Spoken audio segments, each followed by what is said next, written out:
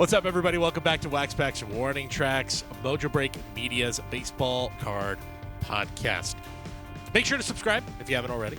Mojobreak Media on YouTube. Also, you can listen to us wherever you get podcasts. Just search Mojobreak, and you'll subscribe to all of our podcasts, including The Hype. Just celebrated our 400th episode. That was a lot of fun. If you're in the studio right now, Bubba, you can see the remnants of our celebration over there.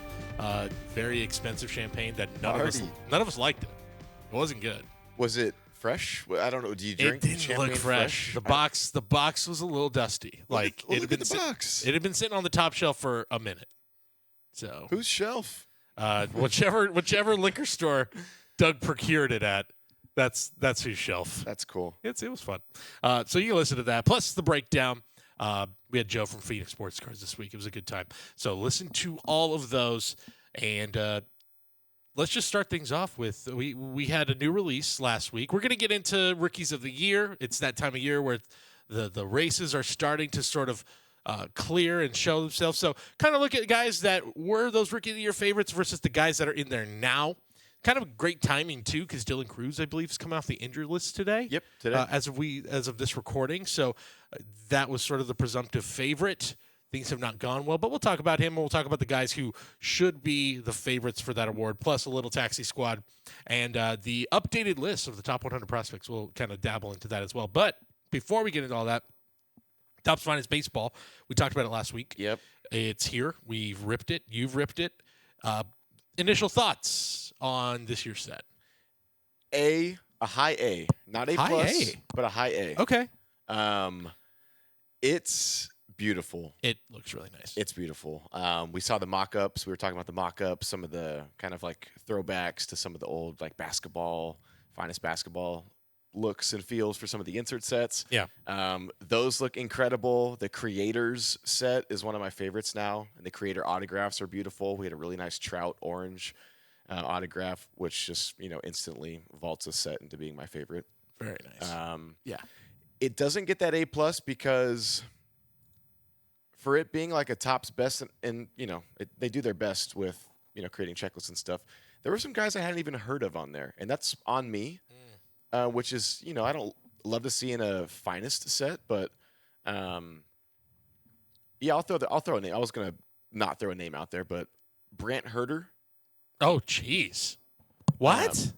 Brant Herter. Okay, cool. I Yeah. wasn't the only one. So Brant Herter. He's He's a really good pitcher. He's a reliever, I believe, for the Tigers. There he is, Brant Herter. Yeah, the 2.5 ERA right now with the Tigers. Yeah, he's a dog. Sure. So, yeah, and then he pops up a little bit. I feel like now I feel bad because he's 10 games last year, 2.58 this year, 37 games, 2.5. Yeah, no, totally deserves to be. Yeah, to be in sets. you're right. You're right. He's among the finest right now. Yeah. For a good Tigers team. Yep. So exactly. But let's also be honest. We ain't buying Topps Finest for Brant Herter. Yeah. So no offense to the Herter family. It's me trying to like poke a hole in the set, Yeah. But it's beautiful. The rookies are there. They're there. They're plentiful. There's a lot of insert auto sets you can find. We got a nice Jacob Wilson debut is one of the inserts. Debut autograph, 6 of 10 yesterday was beautiful. So you're getting your guys 2 autos per box, and they do kind of feel like maybe you get like one middle of the road and then one kind of higher end. Yeah. And there's a ton of color, and what I'm noticing too is we're like doing like super rips of these packs right through the cases and stuff. So we're stacking up all the cards, and more often than not, each box is going to have at least a couple packs where you're getting like parallel back to back. So they kind of seem like a little stuffed, which is nice. That's very nice. And this year, I think compared to last year, I think you talked last week about some of the design mishaps or things you didn't love and as a much. lot more SP. I mean, look, it's kind of just something across all Topps baseball right now, shifting more to a lot more SP heavy rather than and taking away some of the autos. Now, we're not taking away autos out of Topps Finest, but certainly we are seeing a lot more of those SPs here too, and SSPs. So what's nice, speaking to that, the SPs are plentiful, and the case hit this year is the Finest Moments autograph. So Yes. what's really nice is having an autograph be a case hit. That is because awesome. The finest moments are year over year, just a huge chase across in finest. But I mean, I look forward to those every year. Yeah. The finest moments. They come dated, with a historical achievement. Otani's is a 50-50. That's nice. A lot of the rookies are debuts or like first multi-homer games. There's some really nice ones. I saw. I think you might have pulled it. The Adrian Beltre one is him with his Hall of Fame plaque, which is really cool. Induction day. That's very cool. It was some like July. Yeah, it's like cool. So you get to attach yourself to a moment in history. Yeah. I learned a little bit by reading some of these finest moments and the finest timelines as well, which are really cool insert set. Nice. We could have a whole podcast about my first impressions on finest. I love it. It gets the high A, not the A plus, because some boxes did leave us with more to be desired. Yeah. It's a very nice by the case rip. Our like Stanland, I call it, or like our Mount Rushmore, the case hits where it's nice. All flushed out. For the box price, I'd hate to swing. That's the main thing. Take a swing and hit a Brant Herder and like like a Kerry Carpenter to $2.99. Yeah. Sorry, Detroit. Yeah. But you're right. Oof, I picked two Tigers. Two Tigers. Kerry Bonds. Digging in on him. This might not age well, but I might just be okay. Yeah, I think you're gonna be all right. Yeah, that to me. I think you hit it on the nail.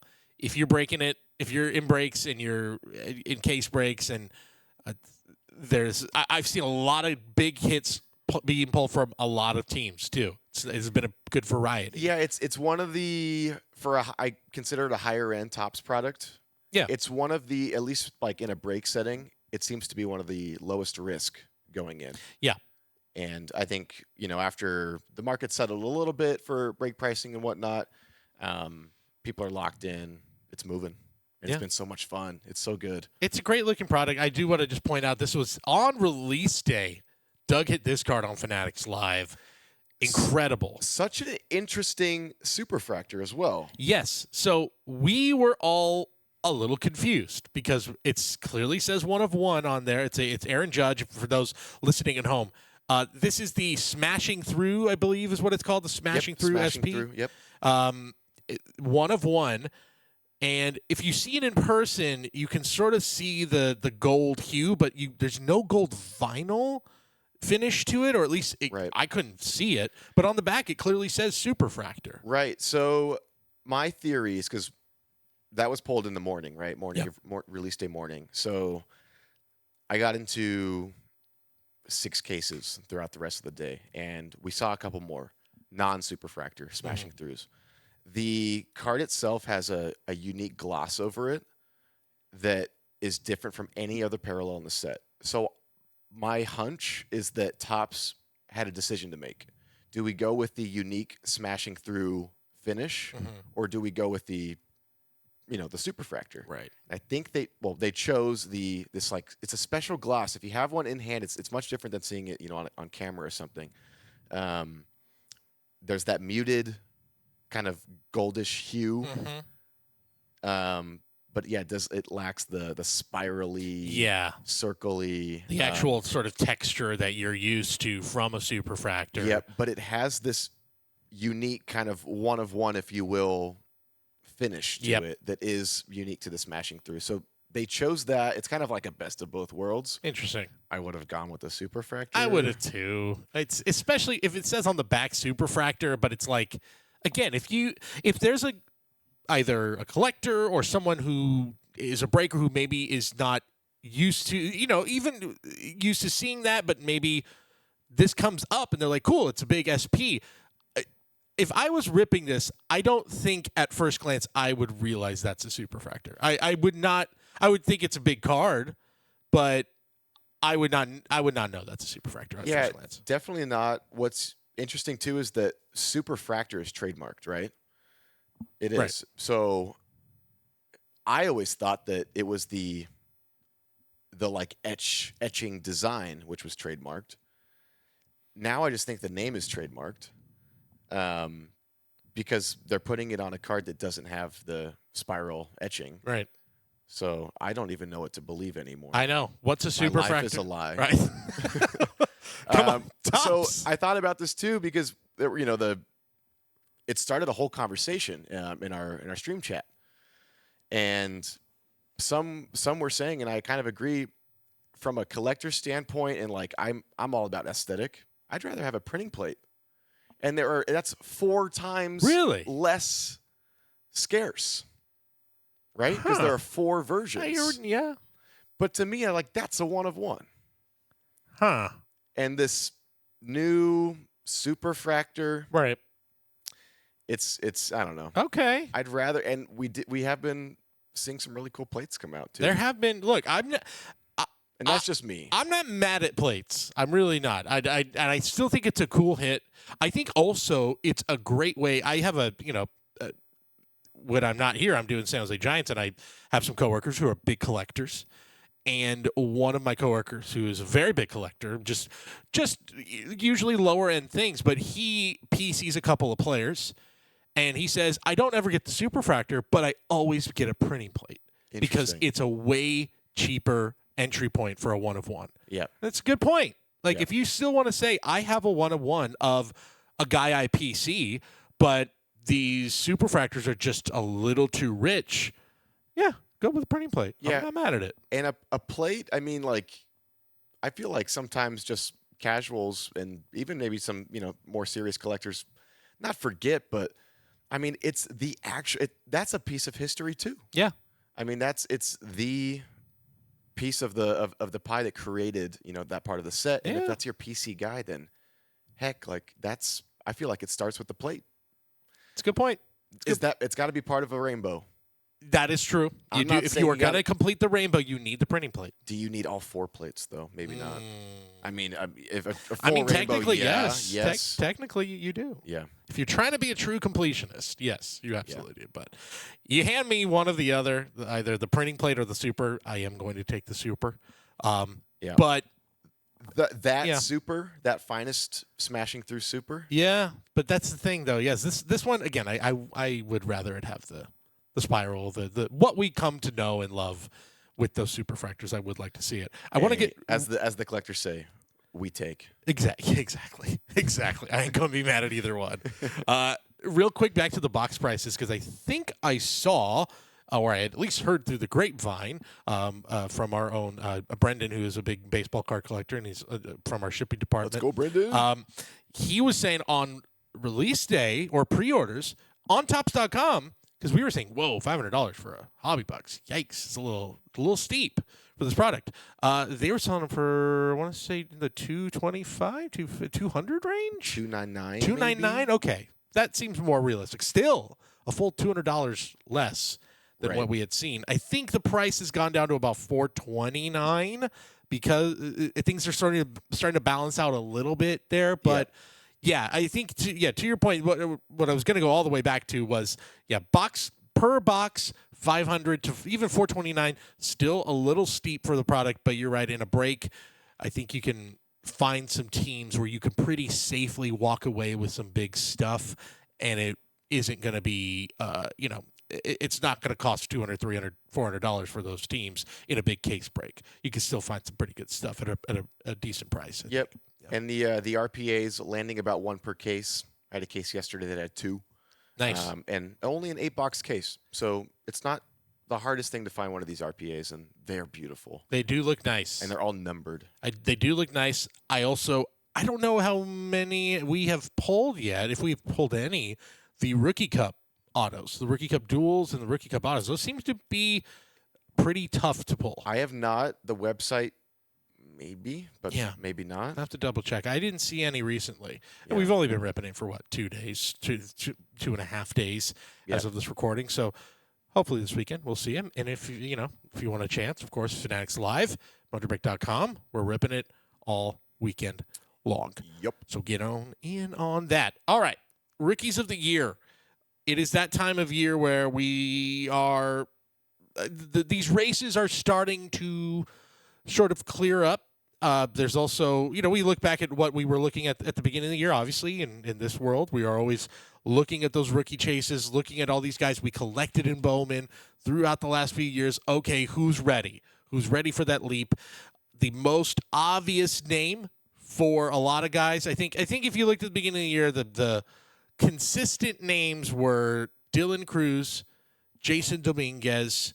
Who am I missing? Maybe from both sides of like these were the sort of the presumptive. Jacob Wilson was getting some love. Yeah, Wilson. How about a Jackson Job? Get well soon, Jackson Job. Jackson Job was getting a lot and a hot hype. start too for Job. Yep, he was absolutely. A lot of the hype seemed real through the first couple weeks, and then, boom. And we'll talk about that. Just the injury, yeah, really. Because if he didn't get injured, he was off to a very nice start. Yep. He would have been a nice factor. But now that sort of the dust is settled, the games have been played.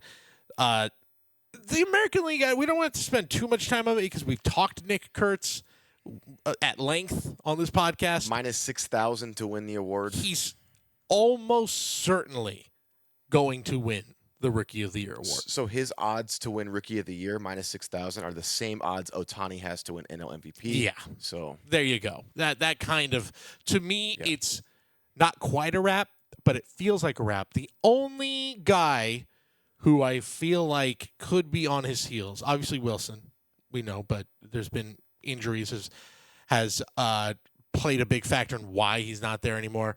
Roman Anthony's red hot right now. Mm-hmm. Roman Anthony, it looks like he's made the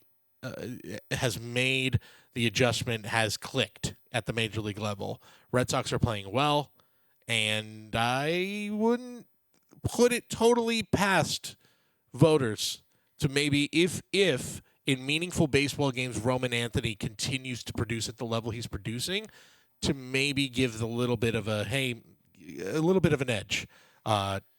For Roman Anthony, a la like thinking, I mean, of course, I'm Giants-minded always, but I think of 2010 when Jason Hayward was on the Braves for most of the season, played a full year on a good Braves team, put up good numbers, but Posey comes up for the Giants, and they make a huge playoff run, and I think it's a big reason why voters flipped. Because I think it was, if you went into September, I think most voters were still saying Jason Hayward's the Rookie of the Year that year, and I think September flipped the switch. I could see the same thing happening with Roman Anthony, especially if Nick Kurtz is going to continue to play in games that don't really mean much. Yep. So that's a great thing to bring up because I feel like that's super relevant for this year's.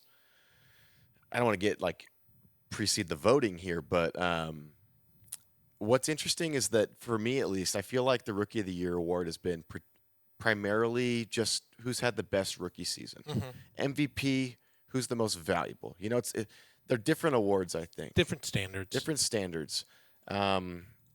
So, and we'll get into the NL a little bit. The NL race is going to have a guy at the top right now that seems to be more of an MVR, most valuable rookie, not a best rookie, not a rookie, you know, as I've kind of perceived the award to be given out over the last handful of years.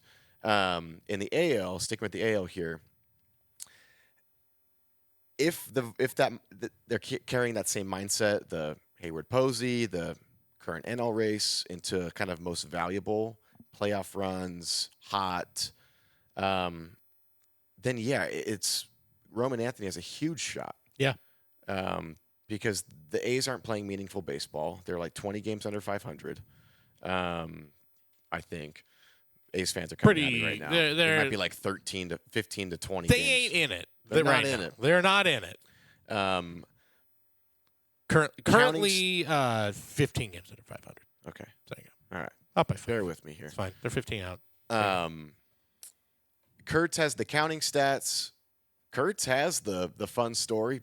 Big Amish, you know. Big Amish. Great nickname. Yeah, he has, like, he's the Rookie of the Year so far, I think. Mm-hmm.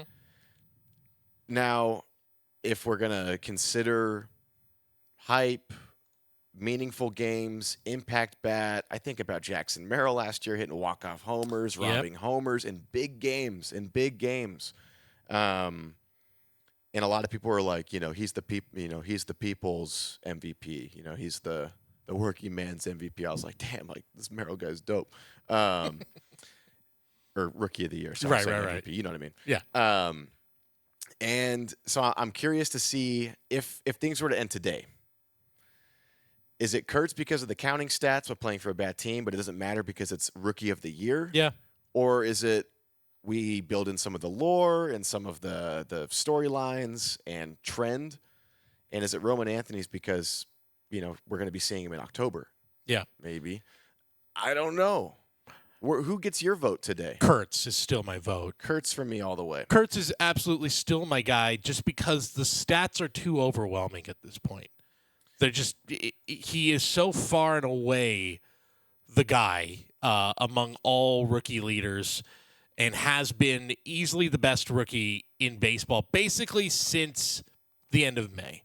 Right now he's still 23 homers. He's at a 999 overall OPS. Again, that's just period. He's not I don't think he's qualified yet, but if he were, there's only 2 players in Major League Baseball with better OPS numbers than him this year. Their names are Aaron Judge and Shohei Ohtani. Wow. That's it. And Nick Kurtz is right there at 999. That to me is we're talking historic levels of rookie season for him right now. Yeah, Roman Anthony would need to be, to reuse the word historic, for the rest of the season. Kurtz would have to slump. The Red Sox would have to make the playoffs. And Roman Anthony still might only get like half the first place votes. Yeah. But Kurtz will get, Kurtz is probably not getting any third place votes. He'll get only first and second place votes. Yeah. He's not going to, I shouldn't say because there's a lot of ball to be played left. But I just think that an A's player is not going to get unanimous voting for anything. I think someone's going to hold it against them always, so long as they're playing well under 500 ball. They're going to hold that over their head. Yeah, that might be. If we're not seeing Jeter or Ichiro going unanimous into the Hall, I don't think we're going to see an active A's player with an under 500 team. And there's West Coast a unanimous accolade. Team player, guys are not watching the A's as much. Writers, national writers are not watching them as much. They're on the West Coast. They play in a AAA ballpark. They have a lot going against them when it comes to that. But yeah, even still, I think you're looking at close to unanimous for Kurtz. That's all this said. Again, 100 in the last 32 games for Roman Anthony. You're looking at a 328 batting average, 451 on base, 509 slugging. He's here. He's arrived. Roman Anthony is here. 451 OBP is nuts. It's insane. That's nuts. It's insane for a guy who is 21 years old and has only played how many Major League games? He's 186 Major League at-bats, and he's got a 399 OBP at 21 years old. It's very, very impressive. Good. You can see why they locked him up and shipped Rafi Devers out of town and said, you're the new face of the franchise right now. It's paid off so far. And the other flip side of it, too, Roman Anthony's market, if we go to talking cards, doesn't need a Rookie of the Year win. It just doesn't. Nope. There's no – whereas I think Nick Kurtz, as much as the market has boomed, he, to me more benefits his market will benefit more from a Rookie of the Year win. 100%. Easily. That's a feather in the cap for next year where you say, well, that's the Rookie of the Year that will carry a premium throughout the offseason, whereas Roman Anthony – already, even if he doesn't have a big postseason, I think his market is just locked in where it's like, okay, there's enough of a proof here. We've seen enough proof that he could do this. He could hang. Even if he has a bit of a slump at the end of the year, you could still say, well, hey, like he's 21, a lot being put on him. He still showed glimpses of what this guy's capable of. Yeah. And also, let's say they go to the playoffs, he has a big moment. That he can ride that throughout the offseason too. I'm going to go way back here. 2008, I believe. Mm-hmm. Joey Votto comes in second place in Rookie of the Year voting, has objectively the best rookie stats in the National League. Giovanni Soto. That's right.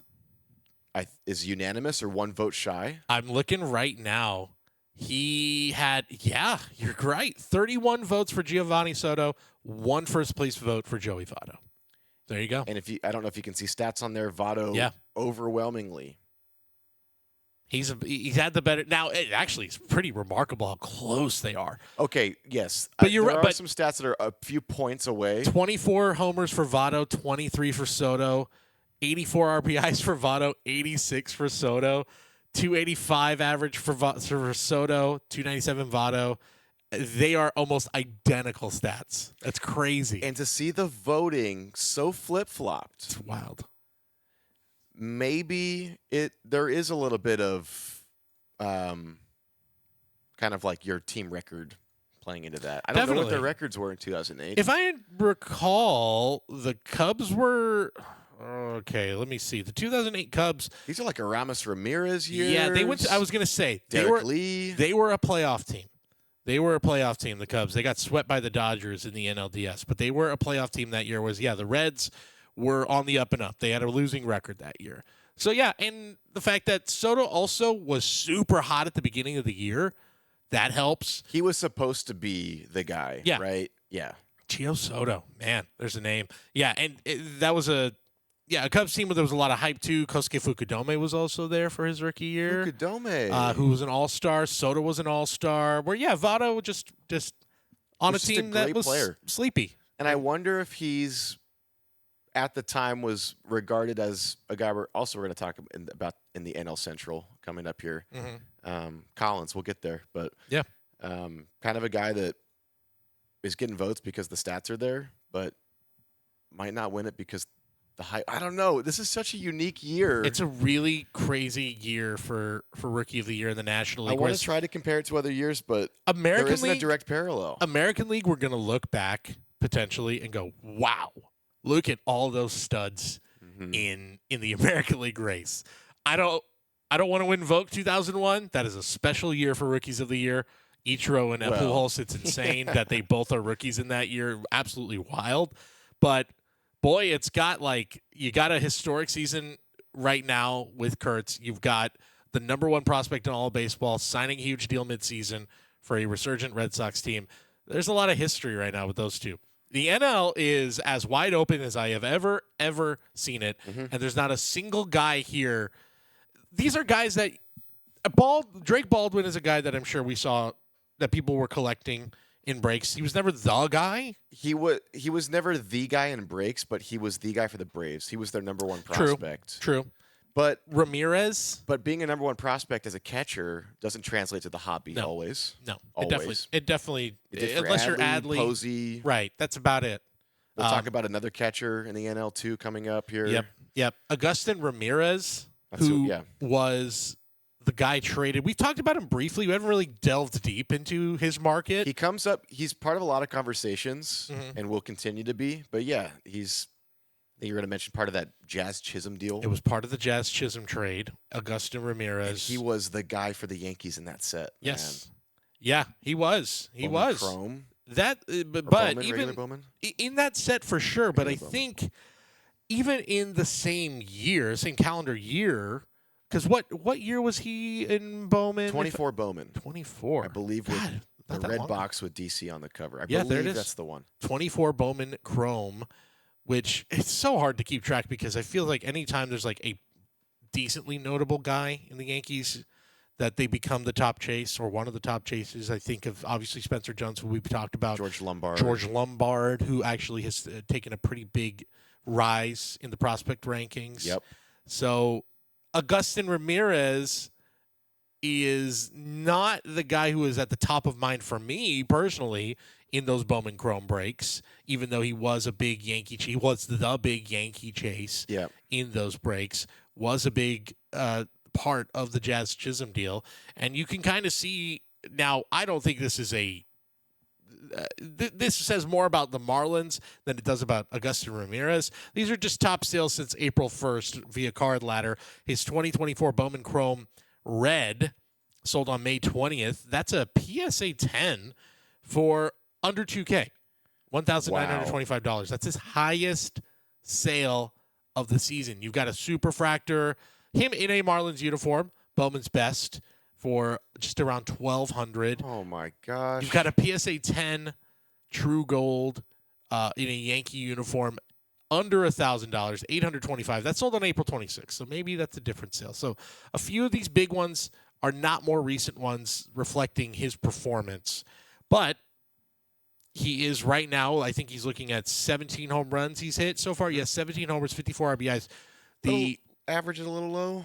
Average is 236. The on base is 283. He actually has a negative WAR right now. Defensive liability, maybe. Yeah, that's the thing, is he's mostly a DH at this point. Now the Marlins are like, whatever we can get, whatever. We'll take what we can get right now. Oh, he's well. This is a win. Yeah, I mean so came up as a catcher. Sounds like maybe a defensive liability. I don't know those numbers, so I don't want to. But if you have a negative WAR with 17 homers and you're hitting 235, 230, you're probably gotta. You have to be a defensive liability. Yeah. You I was trying to think of a nice way to say it without keep on calling him a liability. Yeah, sorry. Yeah, I know. I don't know. You're right. I don't know any other way to put it. Yeah, I'm just looking at it. Look, Savant page. It's easy to just look at a baseball Savant page and be like, well, there it is. But yeah, he is among the lowest in all those categories for catching. I think he has over 10 starts at first base, and I think he's DHing mostly. He and Stowers kind of bounce back and forth. But yeah, I mean, his bat's keeping him in the lineup, keeping him in the Marlins lineup. 17 homers, though. I don't perceive that to be a very easy park to hit homers in. It is not an easy park to hit homers in. Absolutely not. Gosh, yeah. What you said under 2K for that red? It's 505 PSA 10. Under 2K for a red is that's a $10,000 card if he's a Yankee. Yeah, you're right. Because he's also hitting 22, 25 out at Yankee Stadium. If he's a Yankee right now, he is. And I say this with. I mean this as a compliment. He's a poor man's Gary Sanchez, because if you remember when Gary Sanchez comes up with the Yankees, everybody went nuts. Yep. He was, he's the second. He's the new Jorge Posada. He's the next guy. He's going to be locked in as Yankee catcher for the next 15, 20 years. If he's doing that there, you're like, wow, we saw this with Gary Sanchez a few years ago. Yes, some of the other numbers aren't great, but super thrilled. I think Yankee fans would be loving him right now. Yeah. Yeah. And reflect it. Well, and they chose the Ben Rice and Austin Wells approach, I guess, to the catcher position and auxiliary DH first base utility position. Right. Probably the way to go. Maybe, I don't know. I mean, they got Jazz Chisholm out of it, who's, not to be thought lightly of. Yeah, he's an all-star. He's a good player. Super streaky. Yeah, very streaky. We want to talk about defensive liabilities, though. Yes. Doesn't have a position. Yeah. Kind of low-key, his best position was center field, I feel like. He's a super athlete, it seems. So throw him in an outfield, but not an easy position to play. Maybe one of the hardest on the diamond to play, but I know these cards for Ramirez are lower priced. I mean, this is just the base first Bowman auto, raw. It's sold for $41 on July 10th. If I saw that at a card shop and I couldn't get 35 for it, I'd probably do 41. I'll just do 41. Yeah. I'll tell you this too. Marlins have been. I'm getting a lot of offers for the Marlins in finest breaks. He's in there. So people are chasing him at least. I mean, the numbers, the homers, I think mostly. I mean, no one's 236, not a desirable average, but 17 jacks is the sole reason he's in the conversation for Rookie of the Year. If he hits 25 to 30 and just goes on a crazy run, he's going to get second place votes, and he might even get a first place vote for someone that's like, he was the best rookie, he hit the most home runs. There's so many baseball writers out there. I mean, and look, the other part of it too is the Marlins are like kind of in it still. Like if you squint and look, they're kind of in this race still. Like there are worse teams. NL East. I'm talking wild card. They're 6 games out. I'm not saying they're going to be in. I'm not saying that. But they've also played a lot better since May. Who do they need to be better than? Who's like right on the cusp there? They are. I mean, they're actually 6 games better than the Braves right now. Just nuts. They're in this zone. Marlins, Giants, Diamondbacks, Cardinals, Reds. They're in that zone. I would say they're more in the Marlins, Giants, Diamondbacks, Cardinals zone, where they're like, are they in it? I guess they're in it. Yeah. But also they also were all sellers at the deadline. So I don't know. Maybe if they all go on one of those teams goes on a run, but also I don't think anyone thinks those teams are going on a run at this point. If the Braves continue to suck, the Marlins have a shot because I think they have a bunch of divisional games in the next month. So I can't believe how much better they are than the Braves. Yeah. They are 6 games better than the Atlanta Braves. That is nuts. Yeah. So yeah, they're low key in it. I don't think they are. They also have a minus 52 run differential, which is kind of crazy for a team that's still sort of fighting. In the hunt. They're scrapping and clawing. That's like, don't get me started on the 6 wild cards or 3 wild cards or whatever the hell it is. The fact that we're even saying the Marlins are still in it on August 14th, 15th. Come on. It's ridiculous. Like a participation award. Drake Baldwin is the guy who is the favorite right now.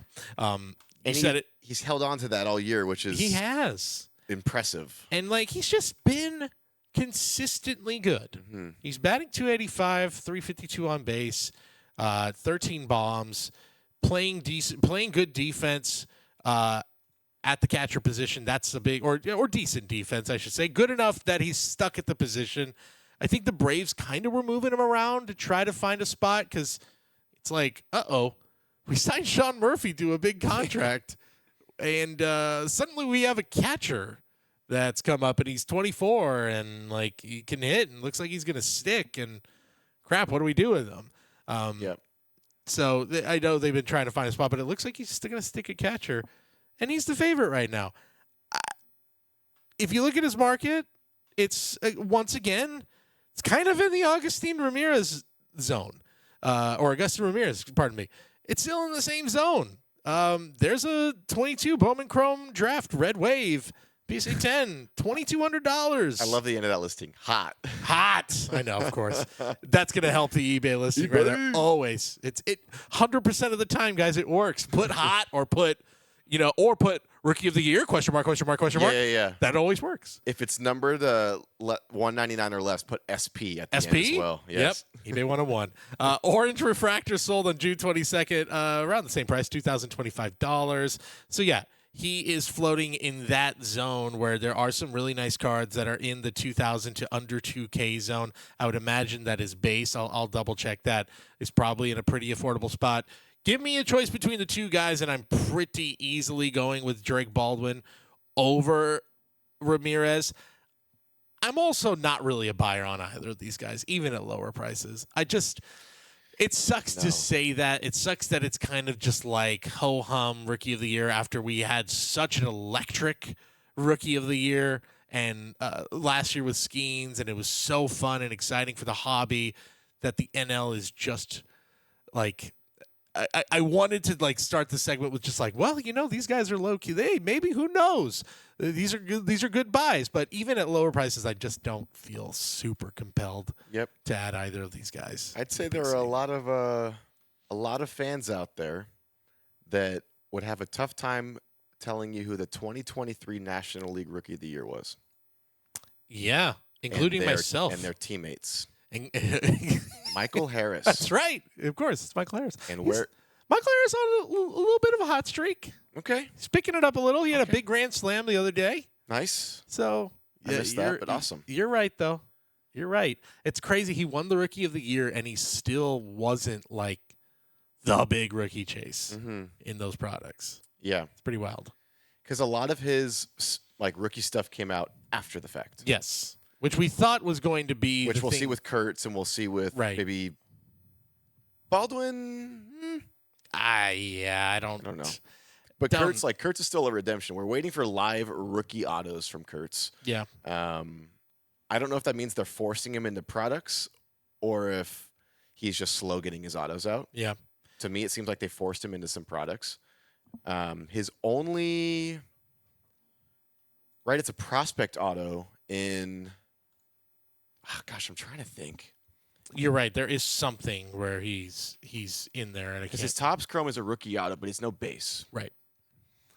So I'm trying to but he does have base in Finest. I mean, it's not a flagship set, but I mean, he does have like a base rookie, which is his first base rookie. Yes. Chrome rookie. Yeah, he does. He's heavily featured in that. But you're right. There's something else that I can't quite figure out exactly. So at least for me, I thought there was some stuff of him in Finest, but I couldn't. No auto. Oh yeah. Sorry, I missed that part. But like redemptions only. I just it feels like it's like at the same time people are starting to learn about Kurtz. Yes. It's the same time he's starting to show up in products. Whereas sometimes some other guys like Baldwin, we've been seeing him for a little bit. We want to talk about Roman Anthony doesn't need the award. Kurtz might. Baldwin really needs the award if he wants his market hobby-wise to shoot up. 100%. Ramirez might have a similar market whether he wins it or doesn't. Because he's going to have that Marlins stigma on him no matter what. Obviously it's going to be a boost, but I think who's going to benefit most, just talking cards, it's going to be Baldwin. Yep.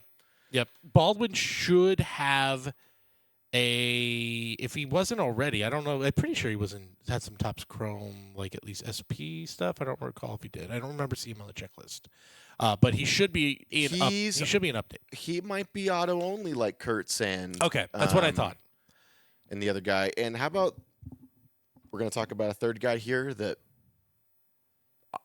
if you're Vegas, purely a wild card. If you're Vegas though, and the season ends today, he's the winner. Isaac Collins is the Vegas leader right now, Rookie of the Year. I looked this up either yesterday or 2 days ago. Wow. It was the every odds websites varies. I was using the ESPN list. I felt like that was somewhat consensus. If you're purely looking at it stat based, Drake Baldwin, I think the overall numbers offensively, the counting stats look better, but Isaac Collins is batting .288. He's got an .833 OPS. He's got a higher WAR. His rates are better. Yes. I'm pretty sure defensively you're looking at better numbers as well. He's playing left field every day. He's playing left field. Yeah, you're looking at better numbers defensively as well for him.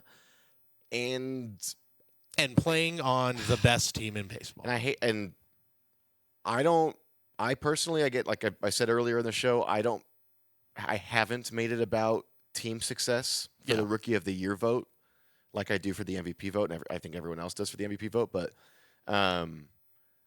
if that's going to be the new standard or a factor, then apples to oranges, Isaac Collins and Drake Baldwin. Yeah. It's a factor, maybe.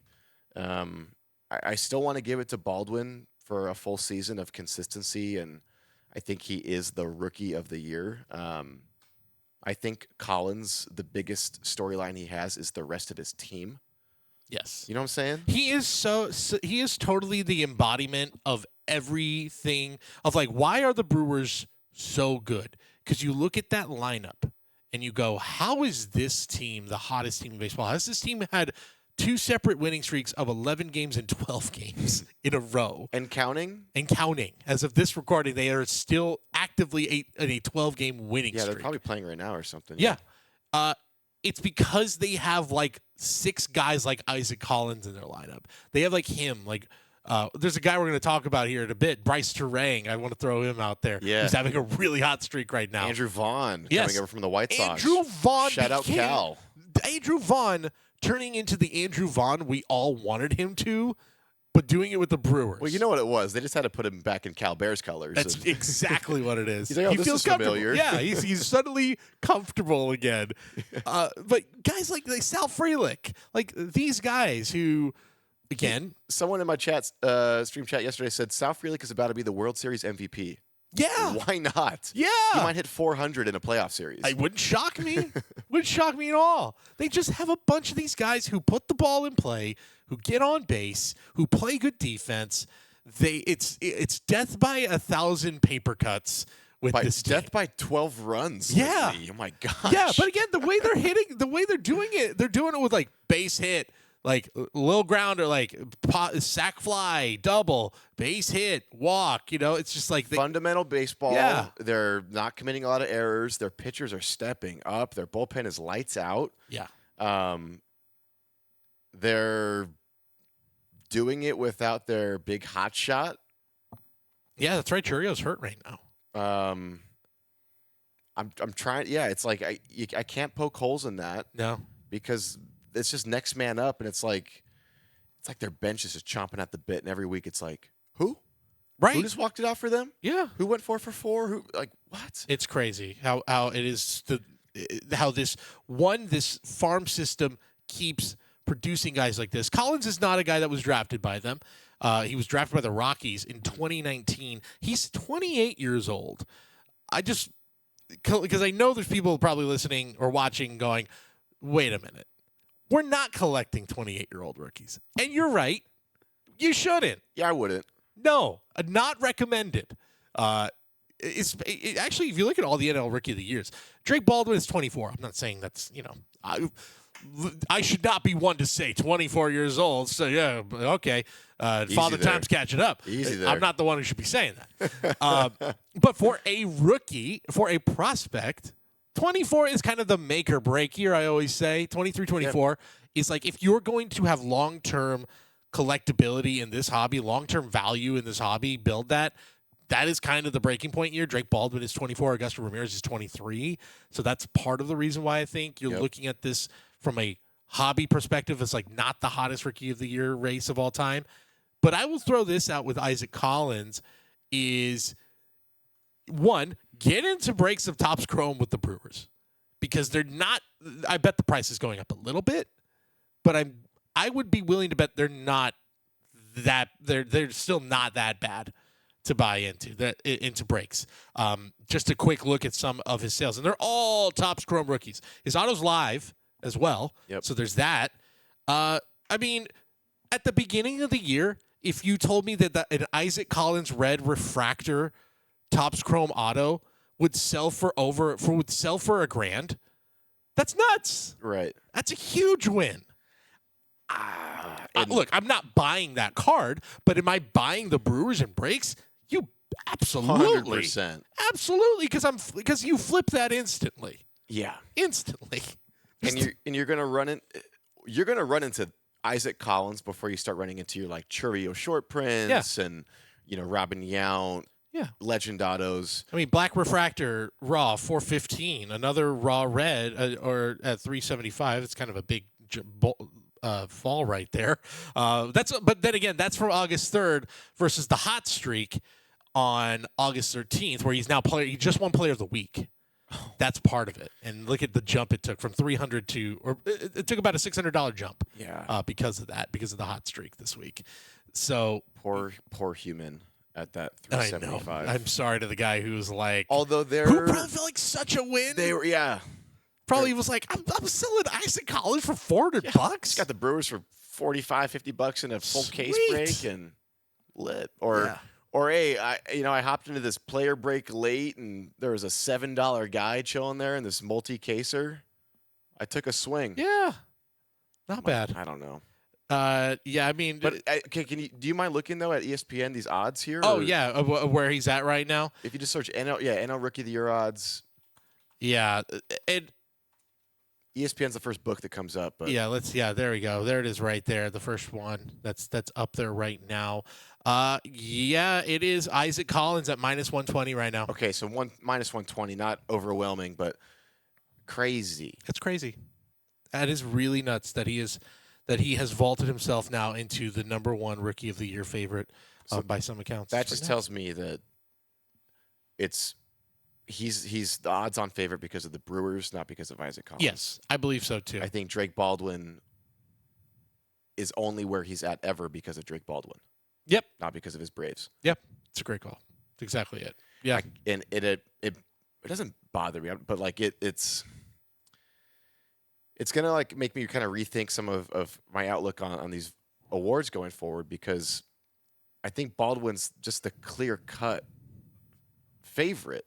I mean, there's a lot of ball to be played. Yeah. But I mean, if we're looking at odds right now, it's like, dang, man, like. Yeah, I think the Braves are, like, people are taking out the Braves on Drake Baldwin. Yeah. I think it's just the fact that it's a weaker class. There isn't this overwhelming favorite. So why not go, if it's this close where 3 guys are right there, or at least 2.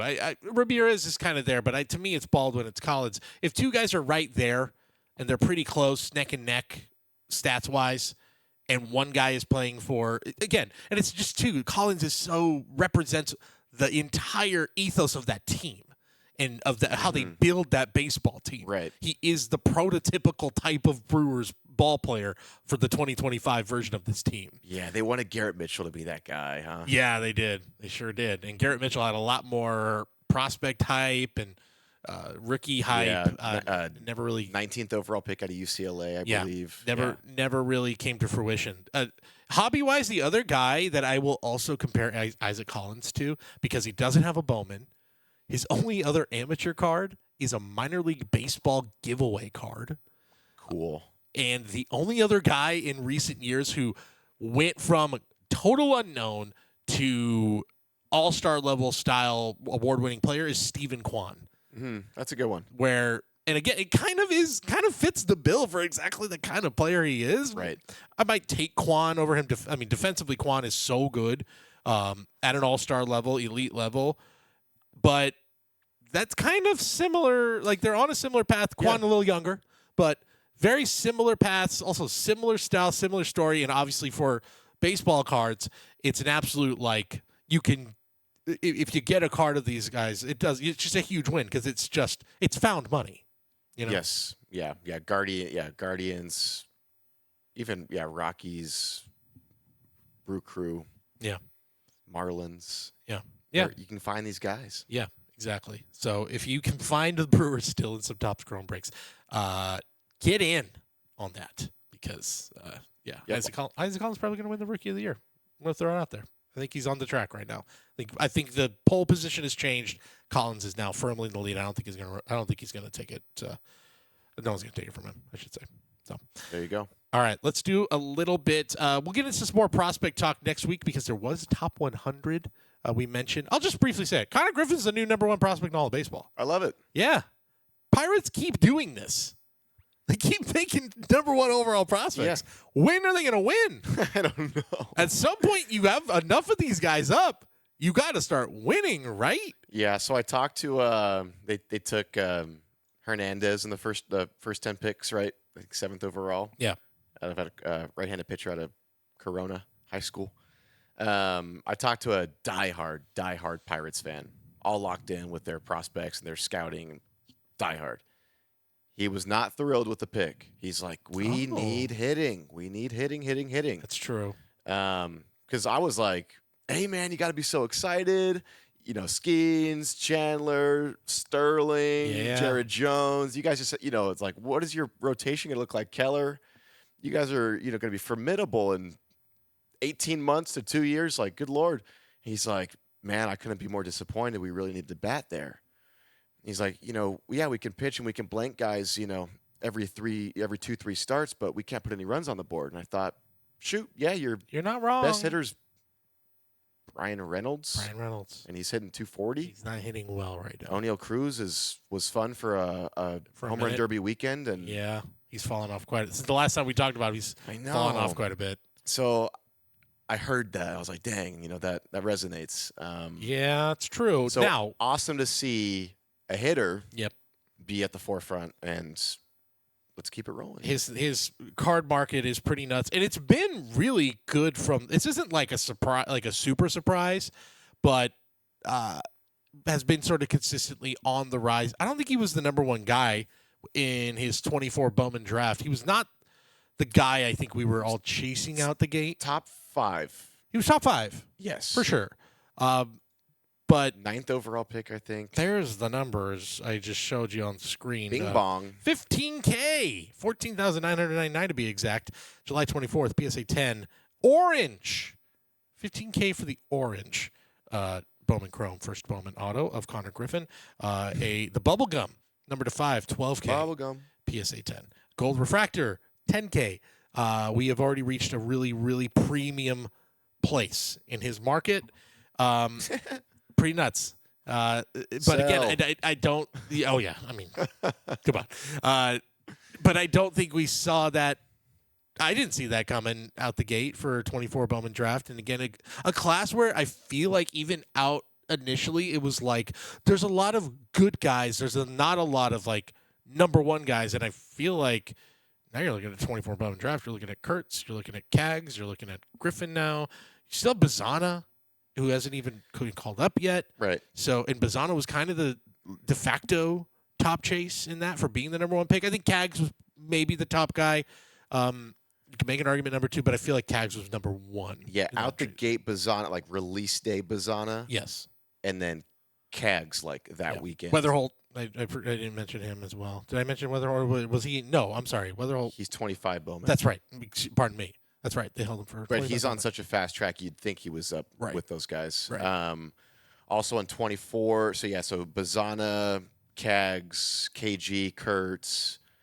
We're missing a huge one. But, yeah, I know we are. But it's suddenly a class that I feel like when we were talking to people about it and talking to, I think we did some interviews where it was Bryce Rayner who kind of fell off, but he's actually having a good year. He's rising in the prospect ranks too. Yep, that's another. Yep, you're right. Rayner was the other guy. Overshadowed by the number 2 prospect. Yeah, but for a product where it was like, there's a lot of. I think that the consensus was there's a lot of B to B pluses here, which is not bad. You like that? Yeah. Looks like that maybe isn't the case. It looks like there might be some A's and A pluses. Well, they're selling that way. They certainly are selling that way. And Griffin jumping up. If Griffin, so much. If Griffin debuts and has Kurtz numbers, at potentially a shortstop position too, if he can stick there. Yeah, that's so. I think they probably shop O'Neal Cruz, or is this wasn't a walk year? He has one more year, right? He does. Okay, so they have to trade him. They should trade him. You have to. I would also going to say with the Hernandez pick too. Who's to say they aren't going to flip some pitchers? Who's to say he's not a guy that they're just maybe flip Hernandez? He's just simply. I think for that pick, he was simply too good to pass up. Like, that's too enticing to, like, the way what pick did they have? And you save cash. He fell a little bit. You save cash taking a prep guy in the top 10. Exactly. That too. There's the economics part of it. Yeah. And I think there's so much hype around him. And he did fall a little bit where I think the Pirates are just like, we have to take him. Who knows how we use him? It gives them pitching depth where if they want to flip some pitchers to add some bats, they could do that. Or you just have a lot of really good starting pitchers. Worst problems to have. Yes. Yeah. I still love the pick. It was an interesting perspective from a diehard. I thought about myself, like, I'm always so critical about Dodgers picks, and then I'm thrilled when I see him 3 years later. It's like, hey, exactly, good job, Friedman. Exactly. So Konnor Griffin, the new number 1 guy. There's other guys here as well that have made some leaps, but this is the MLB.com's top 5. Kevin McGonigal of the Detroit Tigers, currently in AA. Might see him next year. Leo DeVries, we've talked about him at length. Still number 3, going to the A's. Sebastian Walcott, Jesus Mate. We mentioned J.J. Weatherholt. There's a lot of interesting fellas. Walcott's still just 19 and in AA. So Corey Seager's blocking him. He could also play third. They're shifting him around. Yeah. Shorter third. Be interesting to see what they do with Seager. I watched that video. Oh yeah, right. Great video. Foolish Baseball, who's one of the best. I had him on a couple of years ago when we did this. When I was doing this podcast, incredible. Great dude. Just a funny, informative videos. He's amazing. Yeah, Seager video that he just did was great. So I'm like thinking like, Seager might need to move off short, but I think about that video. He's playing a great short. It broke it down so nicely too. Yeah. Of like, he doesn't look like a guy who should be at short still, but he is a good shortstop still. It's cool. So he's making enough money where he can say, I want to be a shortstop, or I'll move over to third. He's going to dictate that. Yeah. So when and if Walcott is ready, he will dictate that decision. Back to the Tigers. They got McGonigal too. I got to imagine Max Clark is in there somewhere. He is 9th on the list, Max Clark. And then I think Rayner's in the 50s now. Yep. They got Jose Bersenio.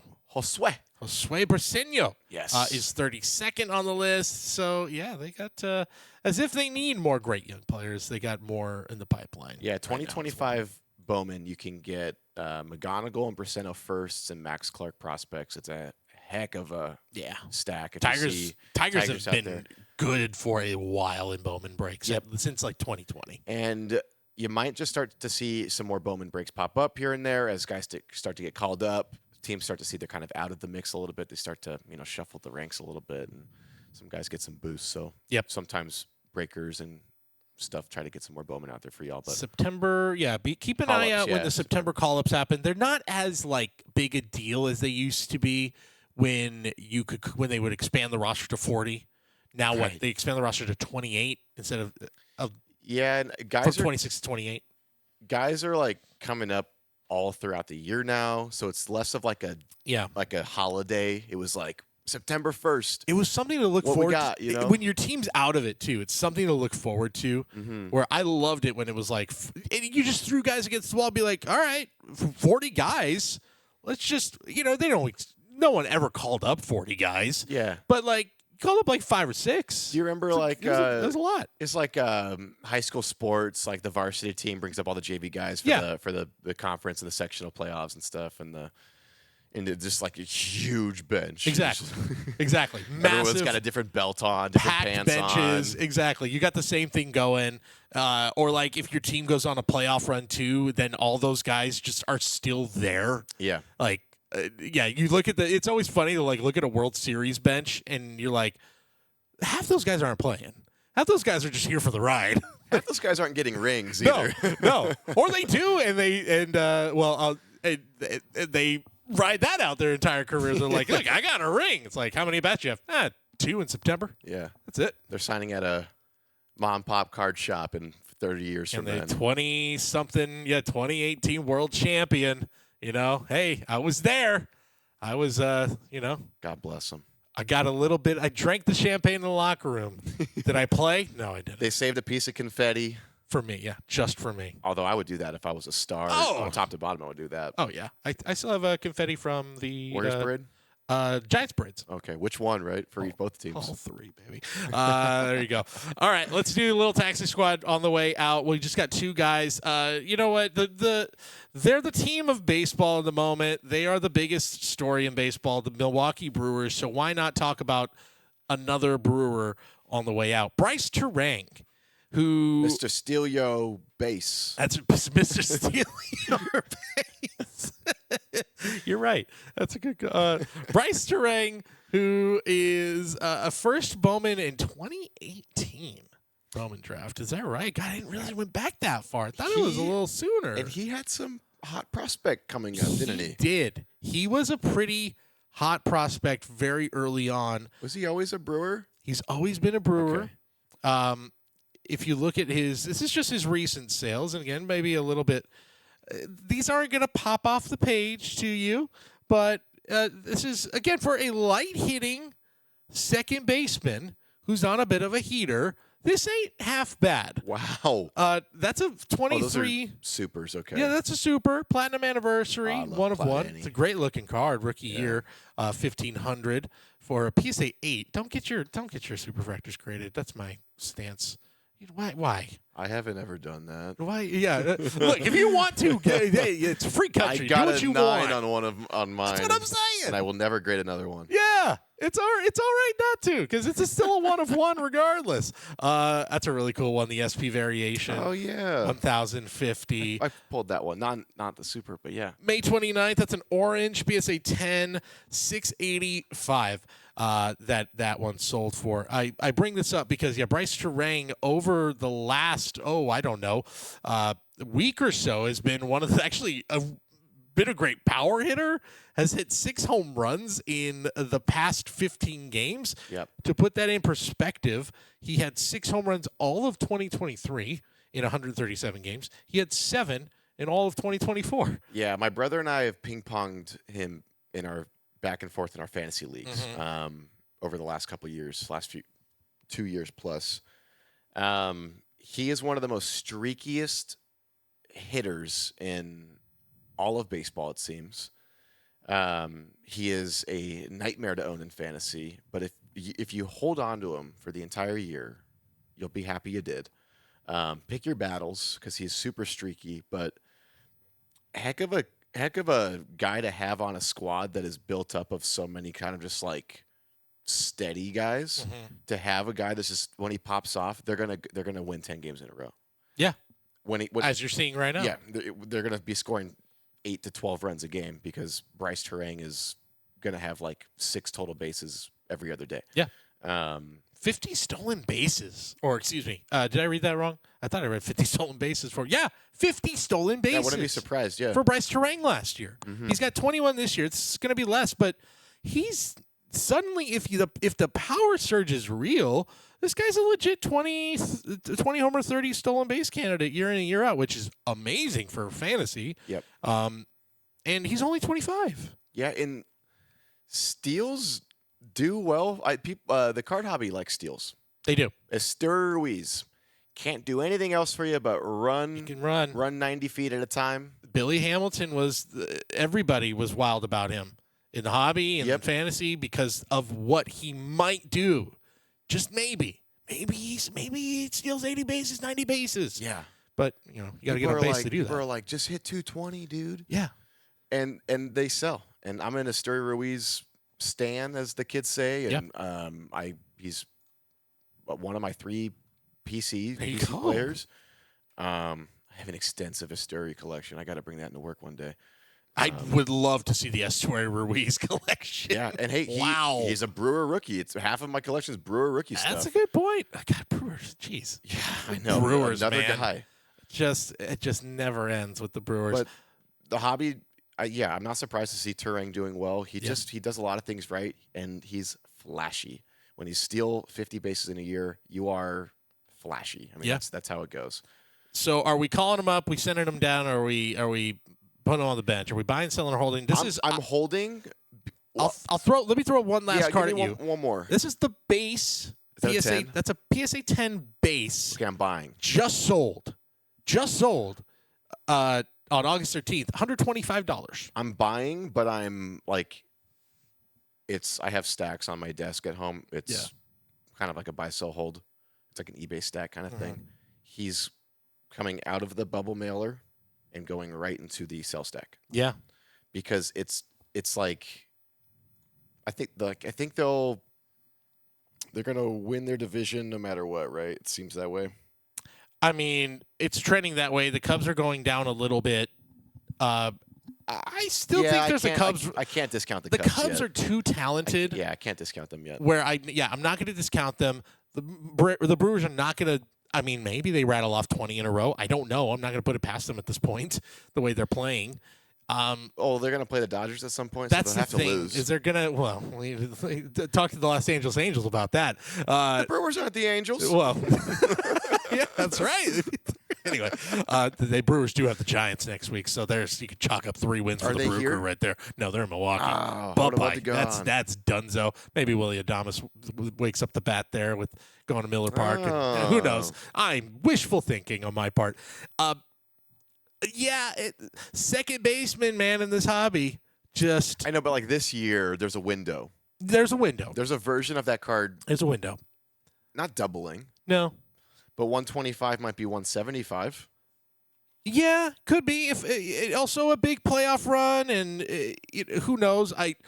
Does he win tacos for America?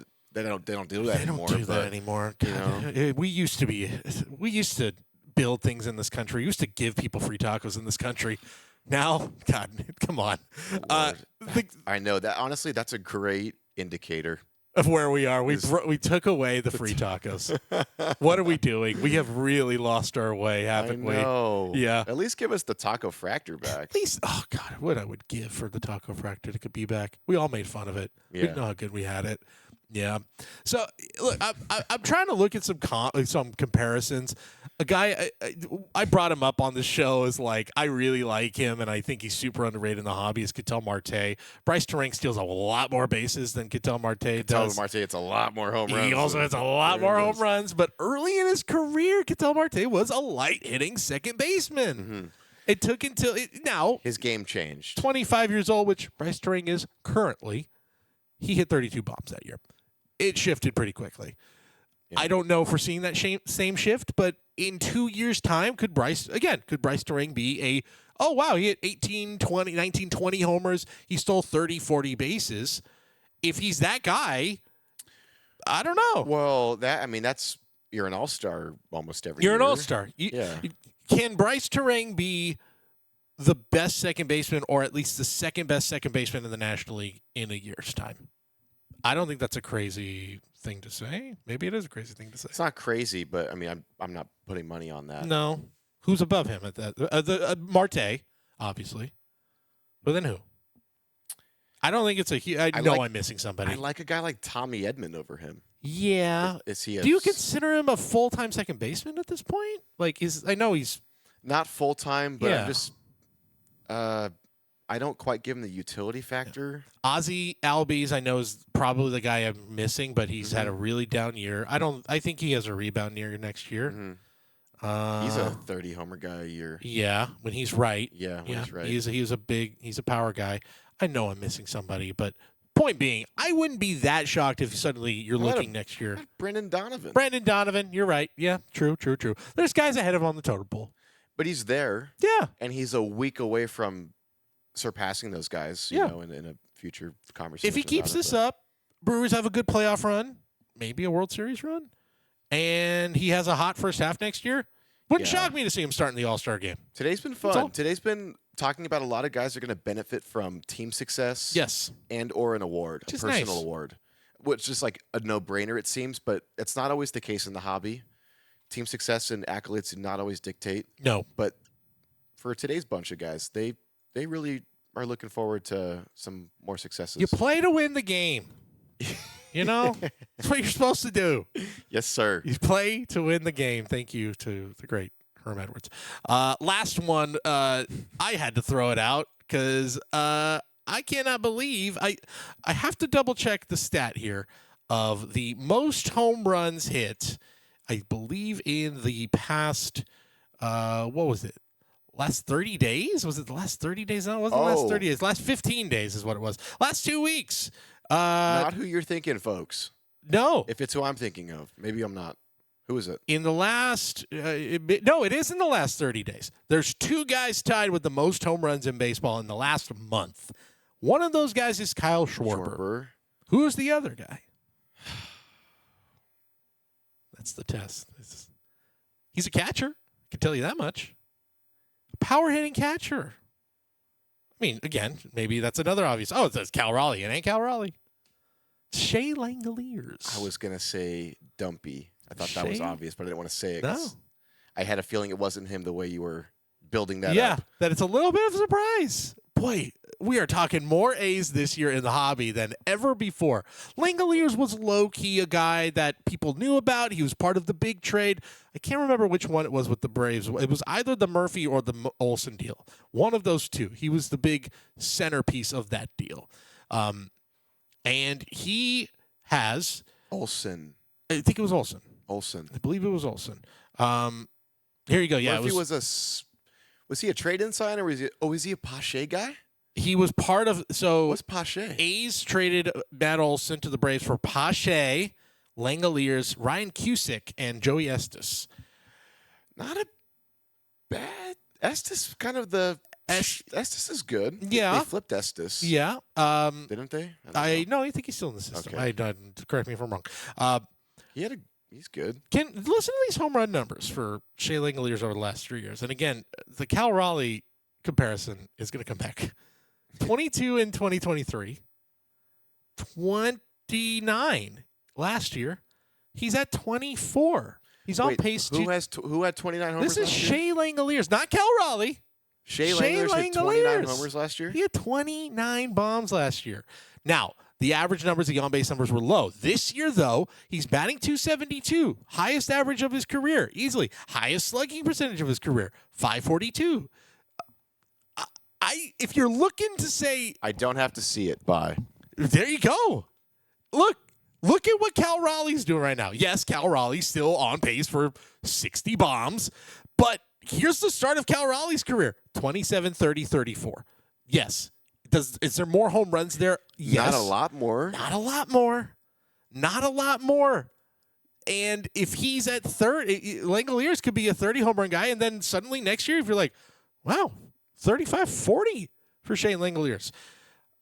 Is there reason to believe Langoliers was splitting time with with Murphy at any time, or was that? No, they wouldn't have crossed over that much. But I think if you just look, let me double check right now. Trying to give Shea the benefit of the doubt here. 448 at bats 482 last year. In comparison to Raleigh in 23, he had 513. In 24, 546. That's an insane number for a catcher, by the way, in modern baseball. That's crazy, is that many at bats. So, yeah, he's splitting a little bit of time. 345 right now for Langoliers. So he's on pace for about the same number of at bats. Okay. Look, if you are like, I want to catch lightning in a bottle again, who's the guy? Catchers are more hot than ever because of Cal Raleigh. Maybe there's a bit of that residue that rubs off, and people are a little more accepting of buying catchers, collecting catchers. This is a raw gold that sold on August 5th. The other thing that might be a knock against him, he's in a Braves uniform. He's not in an A's uniform. This is $400 for a raw gold. I'm trying to find just like a base of him. But you get the idea. There's number two. There's another gold BGS 95 that sold on August 6th at $300. That was best offer. But I would imagine there are some pretty affordable, if you want to get in on a raw, which I believe Cal Raleigh, like first Bowman auto raws are like now $200, $300. Yep. I would imagine that Shea Langoliers is probably significantly cheaper than that. If I can find it real quick, I'll let you know. But yeah, that's I don't know if I'm a full buy, but I just want to throw it out there. Yeah, I was looking at those prices. It's a little higher than I was anticipating, to be quite honest. So people are catching on, and I think it's the Cal Raleigh effect. People want to know who's the next guy who might be able to pop off. That division, good with catchers. Yeah, Langoliers easily the most obvious choice to be that guy. So there you go. I'm not a hard buy on him. So say you had are you selling him though at $500 or $500, or are you holding and seeing if he hits 350, 400 homers in a career? Or? I might hold just simply to see can he do the Cal Raleigh thing next year? And I don't even need to be on pace for 60 homers. I'm just like, can he be a catcher who can hit 40? Because right now, things are trending in that direction. Yeah, but you know what Big Dumper's got going for him? Big Dumper. That's also true. Shea Langoliers doesn't have... I'm not in the business of finding out if Shea's got someone going for him. Sure. Right. Big Dumper's got Big Dumper. Big Dumper's got Big Dumper. So and that you're right. That is the distinct difference. By the way, here's a raw first Bowman. Ask Jessica Mendoza what she thinks about Big Dumper. That's neither here nor there. I think we're almost out of time. There you go. I was going to say what the price is, but you know what? Yeah, do what you want to do with Shea Langoliers. I'm just saying he could be Cal Raleigh. Maybe he's not. I don't know. He's also on the A's, and A's got a bunch of dudes. So hopefully, it's like I was going to say, hopefully he sticks around. A's, please hold on to your guys. Give them a chance to all play together. Yeah. Give them a shot. Give them a chance. Play together. You're right. That's also going to be a big factor. Dude, they got Tommy Tanks coming up. Yeah. From LSU, right? That's Tommy right. Tanks. That's right. Tommy White. There's a lot of young talent there. They just got to get some pitchers. Get them to Vegas. Yeah.